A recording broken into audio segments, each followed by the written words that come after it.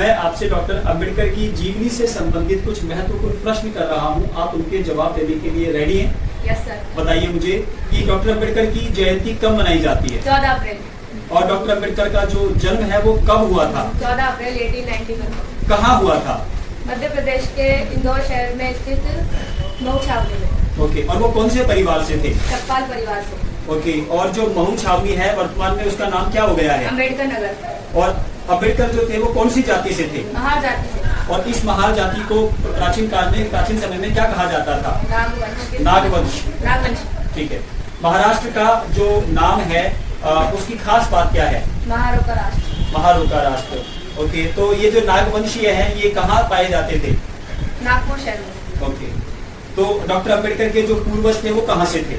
महाराष्ट्र के रत्नागिरी जिले के खेड़ तहसील के पास दापोली गांव में अम्बावाड़े गांव से। ओके, थोड़ा सा और जोर से बोलने की कोशिश कीजिए, है ना। भीमराव के दादाजी का नाम क्या था? मालोजीराव सतपाल। हाँ, यही टोन रखिएगा बोलने का तो आपकी आवाज क्लियर जाएगी। ओके, और वो क्या काम किया करते थे? ब्रिटिश ईस्ट इंडिया कंपनी में वो थे कार्यरत। ओके, तो क्या काम था उनका, पद क्या था उनका? वो सैनिक थे। ओके, और मालोजी सकपाल के कितने पुत्र थे, कितनी पुत्रियां थी? 3 पुत्र और 1 पुत्री। ओके, तो उनकी जो पुत्री है उनका नाम क्या था? यानी कि डॉक्टर अंबेडकर के बुआ का नाम क्या था? मीराबाई। मीराबाई। और मीराबाई की शारीरिक रूप से कोई परेशानी थी? वो विकलांग थी। ओके, और उनके मालोजी सकपाल जी के सबसे छोटे बेटे का नाम क्या था? रामजीराव सतपाल। ओके, तो रामजी सकपाल जी का जो जन्म हुआ था वो कब हुआ था? 1848। 1848 में हुआ था। ओके, कितने साल की उम्र में रामजी राव ब्रिटिश आर्मी में सैनिक बने थे? 18 साल की थी। ओके, और उनकी पलटन का नाम क्या था? 106 सपर्स एंड माइनर्स। ओके, यानी कि 106 सपर्स एंड माइनर्स के नाम से उनकी पलटन थी और उसमें वो सैनिक बने थे। रामजी राव के साथ कौन कौन थे जो इस पलटन में सदस्य थे?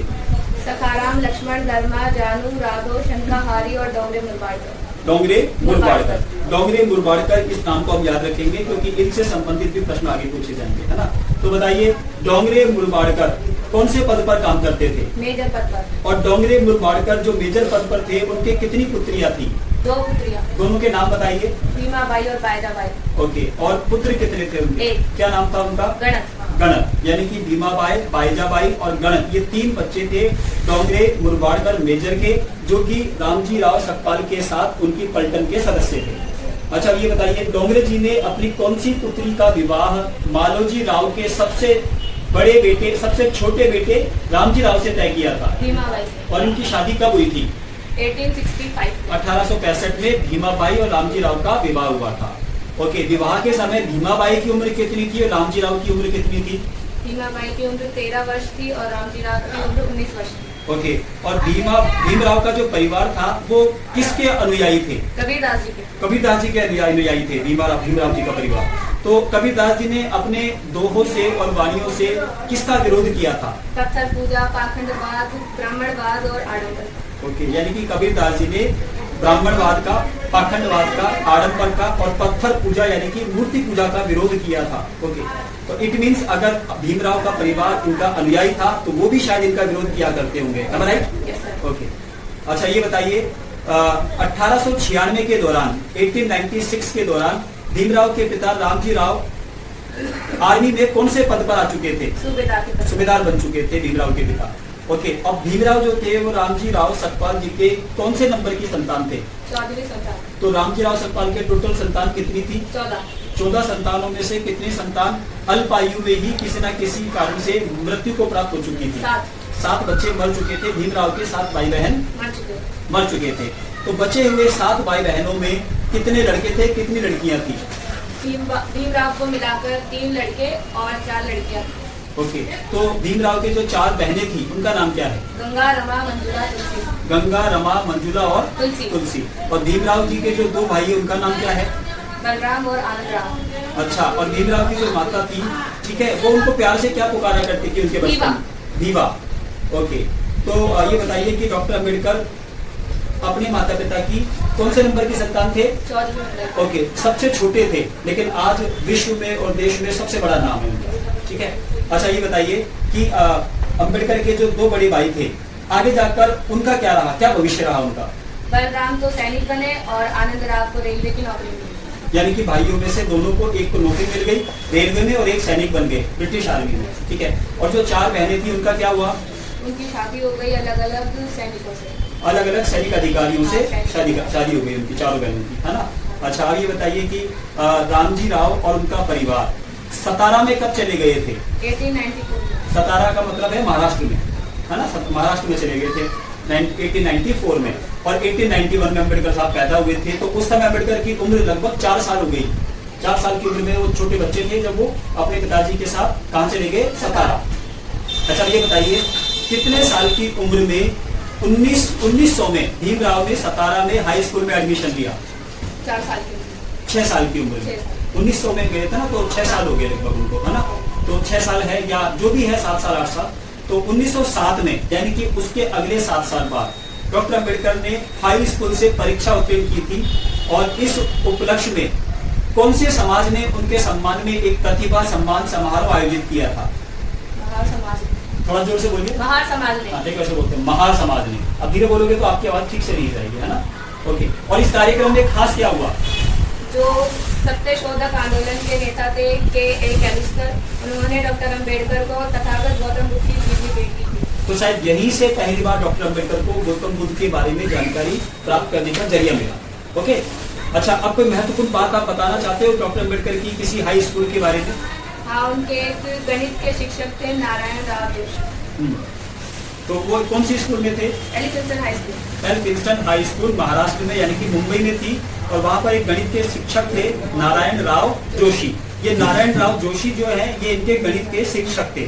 एक मिसकंसेप्शन है, एक गलत धारणा, गलत प्रचार किया गया है कि कोई अम्बेडकर नाम का शिक्षक वहां पर हुआ करता था, ठीक है। अब यहाँ से खास बात मैं आपसे पूछ रहा हूँ, लोगों का मानना है कि डॉक्टर अम्बेडकर का जो अम्बेडकर नाम है ये किसी उनके ब्राह्मण शिक्षक ने उनको दिया था, क्या ये सही है? तो सच क्या है? उनके पिता रामजी राव सकपाल ने उनके नाम के साथ सकपाल के बजाय उनके गांव का नाम अम्बावाड़ीकर लिखवाया था, जो कि आगे चलकर अम्बेडकर प्रसिद्ध हुआ। और ये ऐसा अम्बावाड़ीकर जो है वो अम्बेडकर क्यों हो गया? क्योंकि कुछ लोगों से अम्बावाड़ीकर बोला नहीं जाता था, तो वो अम्बेडकर करते थे। अरे वाह, वेरी गुड। तो अब ये बताइए, एक नाम आपने बोला अभी के.ए. कैलुस्कर, इसमें इसकी फुल फॉर्म क्या है? कृष्णराव अर्जुन कैलुस्कर। ओके, इन्होंने डॉक्टर अम्बेडकर की जो मुलाकात किसी प्रसिद्ध व्यक्ति से कराई थी, ताकतवर से, वो ताकतवर व्यक्ति कौन है? सयाजी राव गायकवाड़। ये कहाँ के थे? बड़ौदा के महाराजा। अच्छा, इनसे इनकी मुलाकात कराई, फिर इस मुलाकात का परिणाम क्या निकला? महाराज ने उनको BA की पढ़ाई करने के लिए छात्रवृत्ति प्रदान की 1912 में 1913। ओके, और कौन से कॉलेज में? एलिफिंस्टन कॉलेज में। एलिफिंस्टन कॉलेज में, वेरी गुड। 1912-1913 में, और उनको छात्रवृत्ति मिली तो वो आगे पढ़े, है ना। अच्छा, उसके बाद BA की पढ़ाई के बाद क्या हुआ? BA की पढ़ाई के बाद डॉक्टर अम्बेडकर ने कुछ दिनों तक बड़ौदा महाराज के यहाँ सैनिक की नौकरी की। और फिर उनको पता चला कि उनके पिताजी के बिगड़े स्वास्थ्य को लेकर चिंतित हो गए, उनको पता चला। तो फिर वो अपने घर की तरफ वापस गए। और फिर 2 फरवरी 1913 को उनके पिताजी का निधन हो गया। ओके, यानी कि रामजी राव का निधन हो गया। डॉक्टर अम्बेडकर के पिता रामजी राव सकपाल जी का निधन हो गया 2 फरवरी 1913 को। उसके बाद आगे की पढ़ाई के लिए क्या हुआ डॉक्टर अम्बेडकर के लिए? उन्होंने MA की पढ़ाई की थी अमेरिका की कोलंबिया यूनिवर्सिटी से। और सयाजी राव गायकवाड़ ने उनको छात्रवृत्ति प्रदान की। और शाहू जी महाराज ने उनको सहयोग किया पढ़ाई करने के लिए। यानी कि जब वो अम्बेडकर अमेरिका की कोलंबिया यूनिवर्सिटी में पढ़ने के गए थे तो उनको एक तो छात्रवृत्ति मिली थी बड़ौदा के महाराजा सयाजी राव गायकवाड़ के माध्यम से, और साथ में सहयोग मिला था शाहू जी महाराज का, ठीक है। अच्छा, उसके बाद फिर MA की पढ़ाई कब पूरी हुई होगी? 1915 में। 1915 में। उसके बाद कोई खास बात उनकी उच्च शिक्षा को लेकर? हाँ, उनकी उच्च शिक्षा के मतलब उनके पास में जितनी डिग्रियां थी उनके नाम बताऊं मैं? हाँ, जोर से बोलिएगा। MA, MSc, PhD, DSc, LLD, Bharat law और डॉक्टरेट की और 4 मानक उपाधियां उन्होंने हासिल की। वेरी गुड, ठीक है। अच्छा, ये बताइए कुल कितनी डिग्री थी डॉक्टर अम्बेडकर के पास में? 32 डिग्री। और कितनी भाषाओं का ज्ञान था? 9 भाषाओं का। अच्छा, और हमारे स्वतंत्र भारत के पहले कानून मंत्री कौन थे? डॉक्टर अम्बेडकर। अच्छा, और 1923 में उनके एक खास दोस्त थे जिन्होंने उनकी मदद की थी, थोड़ा इस बारे में कुछ बताओ। हाँ, 1923 में एक पारसी मित्र नवल भाटिया की मदद से उन्होंने अपने देश में आकर वकालत शुरू की थी। ओके, यानी कि उनका एक मित्र थे नवल भाटिया, उन्होंने उनकी हेल्प की और उनको वकालत करने का मौका मिला। उन्होंने उनको कुछ केसेस दिलवाए, इन केसेस को लड़ो ताकि आपकी आजीविका शुरू हो। अच्छा, और कुछ और बात जो आप बताना चाहें डॉक्टर अम्बेडकर के बारे में? जातिगत भेदभाव, छुआछूत और ब्राह्मण और गैर ब्राह्मण वकीलों के दबदबे के कारण उनको ज्यादा केस नहीं मिलते थे, लेकिन फिर भी उन्हें एक बहुत कमजोर केस मिला जिसमें उनके मुख्य वकील को फांसी होने वाली थी और फिर डॉक्टर अम्बेडकर ने वो केस अपनी योग्यता से जीत लिया। उसके बाद वो प्रसिद्ध वकील बन गए, है ना, लोग उनके पास अपने केस लाने लगे। ठीक है, यानी कि बहुत सारी तकलीफें थी उनको। एक तो जातिगत भेदभाव हो रहा था, छुआछूत भी लोग उनसे करते थे, ब्राह्मण और गैर ब्राह्मण वकीलों का दबदबा पहले से बना हुआ था। ऐसे में एक अछूत और पीड़ित समाज का एक लड़का नया अभी वकील बना है और उसको केस नहीं मिल पा रहा था। फाइनली उनको एक ऐसा बहुत ही मुश्किल वाला केस मिला जिसमें उनके मुवक्किल को, उनके क्लाइंट को फांसी होने वाली थी, लेकिन डॉक्टर अम्बेडकर ने अपनी योग्यता और अपने तार्किक दृष्टिकोण से ऐसी दलीलें दी कि वो केस जीत गया और फांसी होने से अपने मुवक्किल को बचा लिया। यही था? ठीक है। अच्छा, और इसके बाद कुछ उनके होम कॉलेज के बारे में बताएंगे? उनको स्वीडन होम कॉलेज और मुंबई म्यूनिसिपल कॉर्पोरेशन से कार्य करने के लिए भी आमंत्रण मिले। Very good. और 1924 में खास क्या हुआ? 1924 में उन्होंने एक बहिष्कृत हितकारिणी सभा का स्थापना की और इसका लक्ष्य क्या था? उसका लक्ष्य था कि अछूतों को सामाजिक, आर्थिक, शैक्षणिक और राजनीतिक ताकतें मिले, उनको अधिकार मिले, है ना। अच्छा, उसके बाद फिर क्या हुआ मुंबई में? मुंबई में उन्होंने एक बैठक का वो किया। 9 मार्च 1924 को उन्होंने मुंबई के दामोदर हॉल में एक बैठक आयोजित की। Okay, very good. और इसमें खास बात क्या है इस बैठक में? इसके बाद क्या हुआ? राष्ट्रीय व्यापी नारा दिया था, शिक्षित करो, जागृत करो, संगठित करो, जिसको आज हम कहते हैं शिक्षित बनो, संगठित बनो, संघर्ष करो, है ना। Very good. अच्छा, फिर लगभग 17 साल की उम्र हो चुकी थी डॉक्टर अम्बेडकर की। फिर उनका शादी ब्याह कब हुआ? उनका विवाह कब हुआ? उनका नहीं हुआ। अच्छा, कितने साल के थे डॉक्टर अम्बेडकर शादी के समय? 17। और उनकी पत्नी कितने साल की थी? 9। अच्छा, उनकी पत्नी का नाम तो बताओ। रमाबाई। अच्छा, रमाबाई। और रमाबाई के पिता का नाम? भिक्खू बालंकर। भिक्खू बालंकर। ओके, वो कहाँ के रहने वाले थे? दापोली गांव के। इसका मतलब डॉक्टर अम्बेडकर का जो ससुराल है वो दापोली गांव में है ना। ओके, यानी कि महाराष्ट्र में ही है, रत्नागिरी जिले में, है ना। वैसे तो है पीछे से। ओके, और रमाबाई जो है उन्होंने कुल कितने बच्चों को जन्म दिया था? 5 बच्चों को। रमाबाई ने 5 बच्चों को जन्म दिया। डॉक्टर अम्बेडकर के 5 बच्चे। अब 5 बच्चों के नाम बताइए। यशवंत राव, रमेश, गंगाधर, राजरत्न और एक लौती पुत्री इंदु। ओके, तो यशवंत के अलावा बाकी बच्चों का क्या हुआ? यशवंत के अलावा सारे बच्चे मर गए।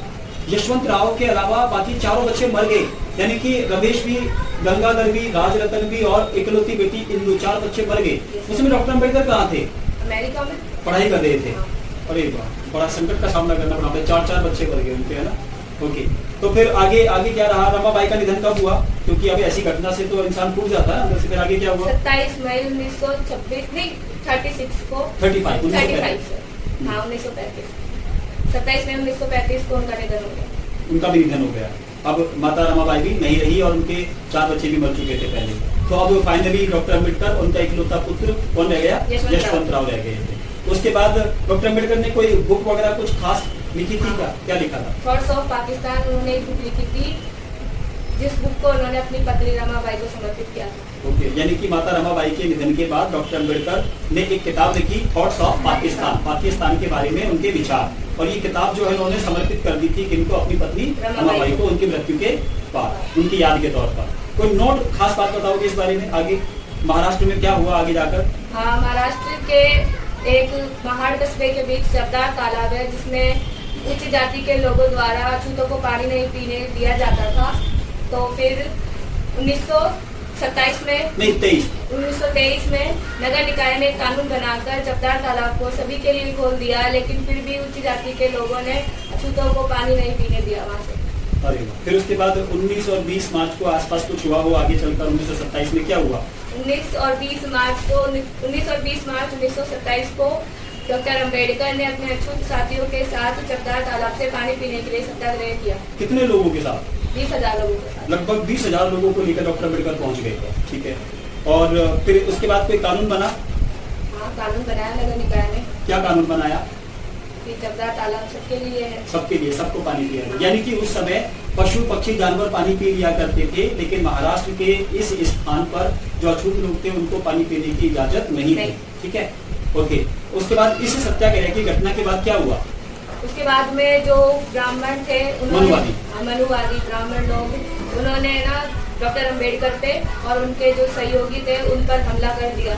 यहाँ तक नौबत आ गई कि उन्होंने ब्रिटिश सरकार के नियमों को भी अवहेलना करके उनका भी विरोध कर दिया और अपने दादागिरी दिखाई और अम्बेडकर उनके साथी पर हमला किया कि तुमने पानी क्यों पिया। अच्छा, इसके बाद कोई खास बात आगे जाकर किसी 1927 में घटी हो? हाँ, एक नासिक में कालाराम मंदिर था, उसमें अछूतों को जाने नहीं दिया जाता था, इसलिए भी। और फिर इस मंदिर में प्रवेश करने के लिए डॉक्टर अम्बेडकर ने सत्याग्रह किया था। मंदिर में प्रवेश करने के लिए सत्याग्रह था या कि कारण कुछ और था? डॉक्टर अम्बेडकर अगर मंदिर में जाना चाहते तो फिर वो हिंदू धर्म को ही क्यों त्यागते? वो अपनी 22 प्रतिज्ञाओं में क्यों बोलते कि मैं ब्रह्मा विष्णु महेश को भगवान नहीं मानता हूँ, मैं गोरा पार्वती और जो देवी देवता हैं उनको स्वीकार नहीं करता हूँ, वो विष्णु के किसी भी अवतार को स्वीकार नहीं करते? उन्होंने ऐसा क्यों कहा अगर वो मंदिर के लिए लड़ाई लड़ रहे थे तो? वो मंदिर में जाने के लिए इसलिए बोल रहे थे क्योंकि वो चाहते थे कि सब बराबर रहे, बस ब्राह्मण चाहते थे कि बस हम ही जाए उसमें, लेकिन नहीं, डॉक्टर अम्बेडकर ने सबको समान कर दिया। अरे मतलब डॉक्टर अम्बेडकर का जो नजरिया था वो ये था कि पृथ्वी पर जो कुछ भी है वो सब मनुष्यों का है, किसी खास वर्ग का नहीं है।